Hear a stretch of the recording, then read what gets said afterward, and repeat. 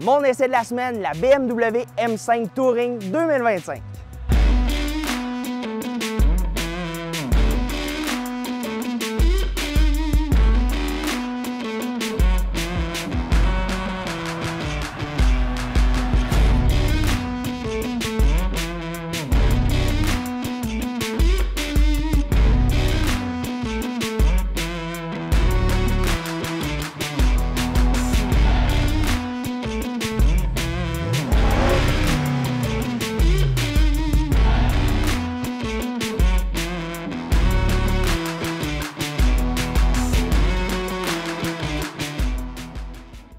Vincent Harvey pour On roule au lac. Aujourd'hui, j'ai décidé de mettre à l'essai la BMW M5. Une voiture que je trouve personnellement incroyable. Et lorsqu'on parle de familial, lorsque vous n'êtes pas amateur de VUS et que vous aimez avoir un petit peu plus de place que les berlines, l'offre est très restreinte. On peut penser à la Audi RS6, la BMW M5 Touring et également chez Volvo. On peut commencer avec les Volvo V60, les Volvo V90 qui se déclinent dans une multitude de versions. Donc bien évidemment, le choix est restreint et ce ne sont pas des véhicules avec un budget plutôt conventionnel aux alentours des 60 000 $. Bien entendu, lorsqu'on parle d'une BMW M5, on dépassera largement les 100 000 $. En termes de présentation extérieure, je dois vous dire que cette configuration me plaît vraiment beaucoup. Le vert que l'on retrouve à l'extérieur, le orange que l'on retrouve à l'intérieur, couleur de lancement d'ailleurs. On viendra lui jumeler des éléments esthétiques qui viennent donner beaucoup de contraste. L'immense calandre en deux sections qui sera ceinturé par une bande lumineuse, l'inscription M5 et également la signature lumineuse qui est assez distinctive de la BMW M5 et qui sera produite dans une multitude de versions chez BM. Un petit peu plus bas maintenant, on aura encore une fois d'autres éléments en noir comme les entrées d'air de chaque côté qui permettront de venir refroidir les freins et au bas du pare-choc, une grosse bande vraiment immense permettant de venir refroidir la motorisation, un V8 qui se cache sous le capot. Lorsqu'on parle sur le côté, c'est très large, on a des lignes ostentatoires, on la croise cette voiture-là, c'est très large comme voiture, pour vrai, c'est juste génial. Jantes de 20 pouces à l'avant, jantes de 21 pouces à l'arrière qui sont optionnelles, jantes qui sont noires que vous pourrez choisir également la couleur des étriers qui ici est en bleu. Coque de rétroviseur également qui va dépasser légèrement, juste emblématique chez BMW dans la série M. Ensuite, les lignes. Bon, je suis un amateur de lignes et sur cette voiture-là, la M5 Touring, ça me plaît. Premièrement, en raison de son format familial, on a une ligne partant de l'avant, se rendant jusqu'à l'arrière. Et vous aurez remarqué également qu'au niveau des portières en haut, c'est ressorti. On rentre à l'intérieur dans le milieu de la portière et on ressort au niveau des bas de caisse qui sont très massifs et très larges.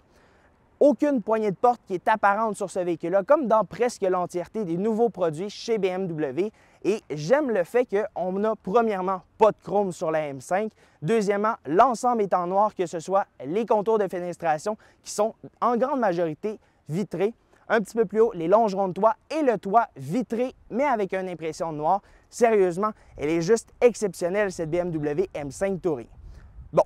Sérieusement, je la trouve incroyable, la M5 Touring. Assurément qu'elle a son style bien à elle par rapport à une Audi RS6. Et je pourrais vous parler qu'est-ce que je préfère personnellement.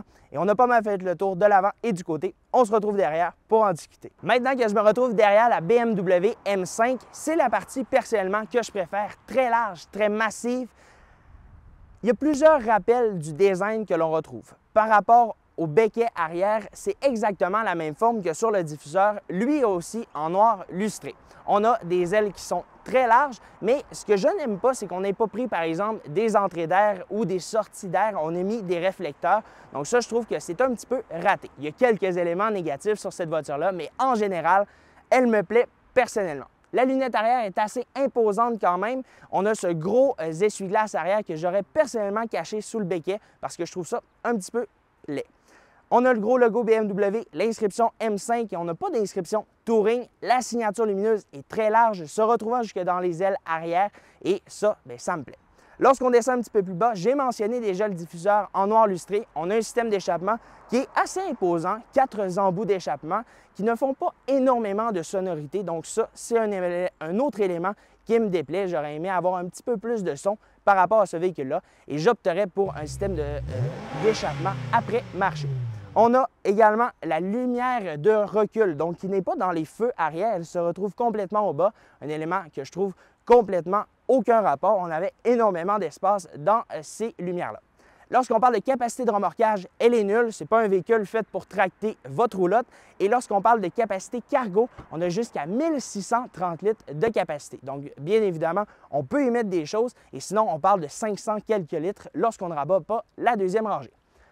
Dernier élément que je veux vous parler sur cette voiture-là, c'est bien évidemment la couleur. La couleur se nomme vert île de Mans métallisé. Donc, une couleur qui vient se distinguer, une couleur emblématique pour cette voiture-là, que l'on retrouve actuellement dans plusieurs modèles de la gamme M, M3, M4, M5. Donc, on peut la retrouver dans plusieurs véhicules dans la gamme BM et également dans les VUS. C'est vraiment une couleur que je trouve sensationnelle et c'est vraiment le fun de vous parler de l'extérieur, mais il faut aller faire un tour en dedans parce que c'est là que toute l'émotion se passe. Maintenant que je me retrouve à bord de la BMW M5 Touring, il serait complètement faux de vous dire que je n'ai pas le sourire fendu jusqu'aux oreilles depuis le début de la journée. C'est une voiture qui, pour moi, est extrêmement importante chez BMW parce que la précédente génération de cette voiture-là n'avait pas l'aura de ce que l'on propose aujourd'hui et encore moins celle d'avant, celle qui proposait le V10, la motorisation qui était ultra sonore, propulsion. C'était vraiment une voiture exceptionnelle et la BMW M5 était pour moi une voiture qui avait perdu un petit peu de son cachet. Et en 2025, avec l'arrivée de la version Touring, bien, je vous dirais tout de suite qu'on a quelque chose d'incroyable entre les mains. La BMW M5 arrive avec une présentation intérieure digne de ce que l'on trouve dans une grande majorité des produits BM, ce qui veut dire une grande planche d'instrumentation qui inclut le système d'infodivertissement et le système d'instrumentation. Ils sont 100% configurable et vous allez vraiment pouvoir le mettre à votre guise, à votre main et assez facilement. Ce que j'aime chez BMW, on n'a pas nécessairement de boutons qui sont physiques. Donc, à l'intérieur, la majorité sera tactile, mais le sous-menu, finalement, par exemple, pour la climatisation, pour les multimédias, vont directement être dans le bas de l'écran, ultra facile à utiliser. Vous allez prendre que quelques instants à vous y habituer, mais ensuite, bien, ce sera fait. Lorsqu'on parle de la BMW M5 Touring, c'est certain que la présentation, les matériaux qui sont choisis, on est au sommet de la gamme. On a vraiment le top du top chez BMW. La présentation avec les écriteaux sur les côtés. Ensuite, on aura du vert avec des LED à l'intérieur qui changeront selon, par exemple, si vous réglez la climatisation, si vous allumez les feux de détresse également. Donc, il y a vraiment plusieurs modifications et présentations qui peuvent être obtenues chez BMW. Ensuite, vous allez pouvoir ajouter des options aussi. Dans le cas de la version ici, on a mis toutes les options. Il n'y a aucune option qui n'est pas sélectionnée dans le catalogue. Donc, on a le fibre de carbone, le plastique, on aura de l'aluminium brossé, le cuir également qui est orange ici avec le noir qui vient faire un mariage parfait avec le vert île de Mans que l'on retrouve à l'extérieur. Donc, sérieusement, la BMW M5 Touring, c'est une voiture comme je l'aime, une voiture spacieuse, une voiture qui est amusante à conduire. La seule chose qu'il manque, c'est un peu de sonorité. C'est le point que j'ai remarqué le plus dans la M5. C'est une voiture qui était peu sonore. Lorsqu'on roule avec le véhicule, c'est extrêmement bien insonorisé, ce qui nous plaira parce que lorsqu'on la conduit de manière quotidienne, on ne veut pas nécessairement se faire brasser. On veut une voiture qui est confortable et c'est ce que la BMW M5 peut nous proposer si l'on le veut. Parce que si vous voulez, par exemple, quelque chose qui est pratique, oui, mais qui est capable d'être sportif, par exemple, sur une piste, la BMW M5 est en mesure de le faire. C'est une voiture qui est très lourde en raison de cette motorisation qui se retrouve sous le capot. Donc, on a une motorisation, oui, V8 4,4 litres biturbo, turbo compressé, que l'on jumellera également avec une motorisation électrique. Donc, au total, 717 chevaux, 738 livres de torque. Par contre, la motorisation à essence n'est pas l'ensemble de cette puissance-là. On aura 585 venant de la motorisation à essence et 194 chevaux avec la motorisation électrique. Donc, lorsqu'on combine les deux, là, on arrive à des chiffres qui sont assez impressionnants. Et assurément que si vous décidez, par exemple, de venir ne pas recharger votre véhicule ou ne pas utiliser ce qu'il en est de l'hybride, mais là, dans ce cas-ci, 594 chevaux, on en a un petit peu moins. Ça peut nous permettre de clore le 0-100 km/h en 3,6 secondes. Ça demeure une voiture qui est extrêmement amusante. Et en passant, ce qui est drôle, c'est que la BMW M5 vous permet de rouler en mode 100% électrique. Et ça, pendant 40 km. Donc, même si on a une voiture de performance, bien, on est en mesure de rouler 100% électrique pour les petits trajets du quotidien, ce que je trouve quand même cool. Et 194 chevaux qui est jumelé avec la M5 lorsqu'on va l'utiliser de manière quotidienne. Donc, en ville, bien, je vous dirais que c'est suffisant pour l'utilisation qu'on en fait.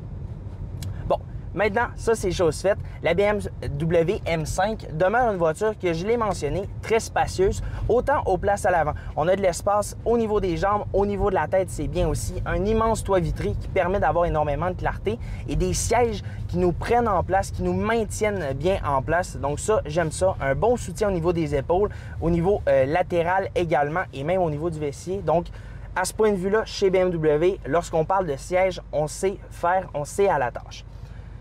Lorsqu'on parle des sièges arrière, c'est énormément spacieux. On a l'impression d'avoir quelque chose qui est beaucoup plus gros qu'un X3 par exemple. Donc, on sera un petit peu plus dans la taille du X5 en termes d'espace au niveau des jambes. Même chose au niveau de la tête. Et même s'il s'agit d'une version Touring avec un léger arrière plongeant, c'est très, très, très minime. On n'a aucunement de manque d'espace au niveau de la tête.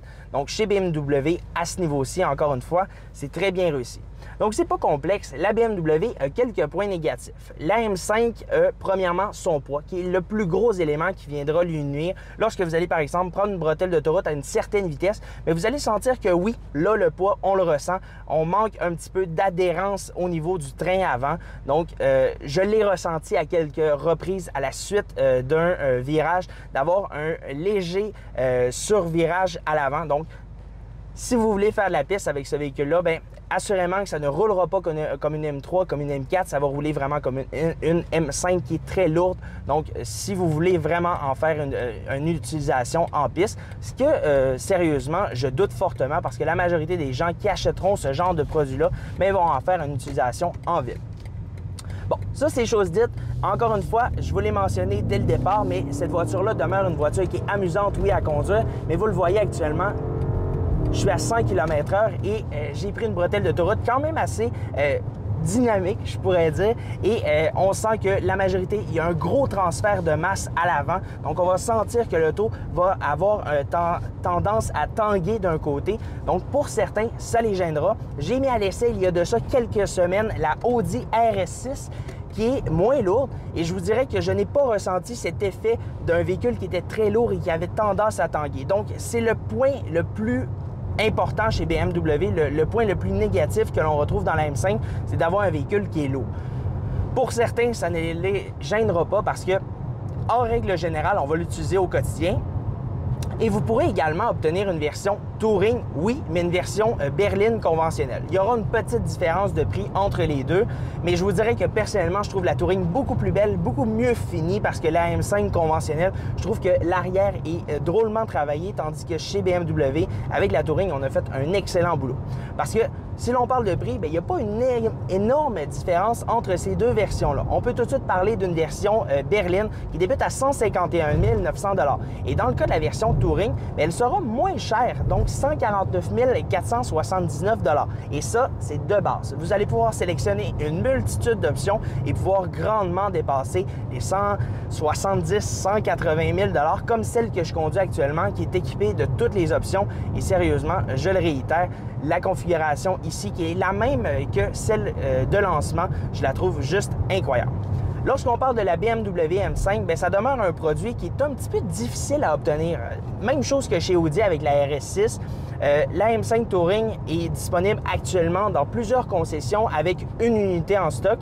Et à la suite, bien, ça va dépendre du nombre de M5 Touring qui seront autorisés par BMW. Donc, ça demeure une voiture qui est un petit peu difficile à obtenir d'un certain sens parce que BMW ne veut pas en mettre énormément sur les routes et il ne faut pas se cacher quand même que c'est un véhicule qui est très onéreux au niveau du prix. Donc, ce qui peut en faire douter certains de faire l'acquisition de ce genre de produit-là parce que ça demeure un énorme montant à débourser. Et lorsqu'on est rendu à faire l'achat de ce genre de produit-là, mais parfois, il y a d'autres choses qui peuvent venir en ligne de compte, comme par exemple une Porsche 911. Vous me direz, oui, elle n'a pas la même utilisation, mais ça peut être une excellente option. Elle sera davantage plus élevée au niveau du prix parce que on est vraiment plus cher, mais c'était pour vous donner un exemple que ce genre de produit-là remplace parfaitement un VUS au quotidien. Personnellement, avant de faire l'achat d'un Audi RSQ8 ou d'un X6, X5M, j'irais vers une M5. Je trouve le format parfait, je trouve la sportivité parfaite et je trouve que c'est une voiture qui se démarque au quotidien. Lors de mon essai, en plein tournage, il y a énormément de gens qui m'ont questionné à propos de cette voiture-là. Elle est belle, c'est quoi la voiture, c'est quoi la motorisation? Bref, il y a plusieurs questions qui découlent de cette voiture-là et effectivement qu'actuellement, ça demeure une voiture qui n'est pas vraiment disponible, donc on en voit très peu sur les routes. Là, vous allez peut-être vous questionner par rapport à qu'est-ce que ça consomme comme voiture. Bien, actuellement, je suis sur l'autoroute et je fais une moyenne environ à 8 litres au 100, 8,8 sur l'autoroute en ayant combiné l'hybridation. Lorsqu'on roule en ville, j'ai obtenu une moyenne à environ 11 litres au 100 et sur une moyenne où on brasse comme il faut l'auto, j'ai obtenu une moyenne à 27,9 litres au 100. Donc là, vous allez me dire, Vincent, ta consommation d'essence est très différente d'une utilisation à l'autre. Effectivement, j'ai eu le véhicule que pour une très courte période et je vous dirais que je me suis fait plaisir. Je l'ai essayé correctement et sportivement. Donc, j'ai vraiment pu la mettre à l'essai, découvrir qu'est-ce que c'était la M5. Mais c'est simple, cette voiture-là demeure pour moi. Premièrement, je suis certain à 100% que ce ne sera pas un échec commercial parce que c'est une voiture qui attire, c'est une voiture qui a une aura particulière et je trouve que la BMW M5 arrive dans un excellent moment où les gens sont parfois à la recherche d'autre chose, venir se distinguer des simples VUS conventionnels que l'on retrouve tous les jours sur les routes. Une voiture, une familiale, il y en a de moins en moins. J'espère de tout cœur que BMW vont nous apporter un jour la M3 Touring parce que je trouve que cette voiture-là est encore une fois géniale. Audi proposait dans le passé une A4 Allroad, on l'a abandonnée. BMW proposait une série 3 du type familial, une Touring, on l'a abandonnée également. Est-ce que cette vague-là va revenir? On le sait qu'au Québec, on est des grands amateurs de familial et pour le reste du marché nord-américain, ce n'est pas totalement le cas, mais ici, au Québec, on les aime. Bon. Maintenant que tout ça est fait, je vous exprime mes points négatifs. Le poids, on a la sonorité qui manque un petit peu à ce véhicule-là. Je trouve que c'est pas assez sonore à mon goût et on pourrait éventuellement peut-être sélectionner des groupes d'options ou même y aller avec un groupe après-marché pour avoir un système d'échappement qui sera plus sonore. Donc ça, c'est le gros point négatif parce que pour le reste, au niveau du look, c'est réussi. Au niveau de la présentation intérieure, les matériaux, l'assemblage, ça ne craque pas. Le système de son joue merveilleusement bien et même encore une fois, ça demeure une voiture que j'ai particulièrement appréciée. Est-ce que je choisirais une RS6? Est-ce que je choisirais une M5 Touring? J'ai pas le choix de dire que personnellement, avec ce que j'en ai fait comme utilisation, au niveau de la sportivité, je choisirais personnellement une Audi RS6. Je trouve que la présentation est plus massive, mais un petit peu moins carrée. Bref, la présentation chez BM est beaucoup plus carrée en termes de présentation et je trouve que la RS6 est mieux finie, un petit peu plus arrondie que ce que l'on retrouve ici, mais ça demeure deux excellents produits, c'est certain. Alors, c'est ce qui termine mon essai de la semaine avec la BMW M5 Touring, une voiture incroyable, une voiture de performance, une familiale qui convient à presque tout le monde, à l'exception du prix, bien entendu. Et je vous invite fortement à vous rendre sur le site de BMW, à vous en configurer une et peut-être même la faire imprimer puis l'accrocher sur votre mur parce que ça demeure une voiture incroyable. Est-ce que ce sera là longtemps sur le marché? Ça reste à voir parce qu'actuellement, il y en a très peu sur les routes et ça demeure une voiture qui est peu abordable. C'est ce qui termine mon essai de la semaine. Un énorme merci à Valeur Auto Échange, David et Babel qui m'ont fourni le véhicule pour tout près d'une centaine de kilomètres. J'ai pu m'amuser, j'ai pu la découvrir. J'espère pouvoir la mettre à l'essai sur une durée un petit peu plus prolongée et pouvoir vous donner mon ressenti sur une période d'une semaine. Et je vous invite à aller faire un tour sur tous mes médias sociaux. Vincent Harvey, chroniqueur automobile, le site web onroulelac.com. Sur ce, je vous souhaite à toutes une bonne semaine et surtout, amusez-vous sur la route avec prudence.